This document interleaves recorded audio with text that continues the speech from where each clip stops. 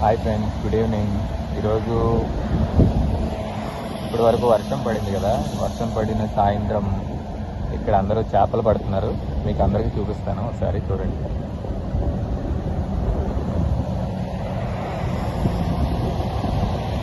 ఈ దెందులూరు దగ్గర ఉన్న ఒక కలవర్తి అనమాట.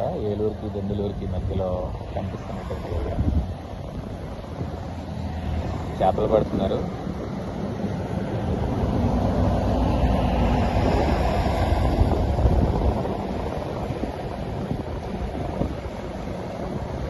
చుట్టూ పచ్చని పొలాలు.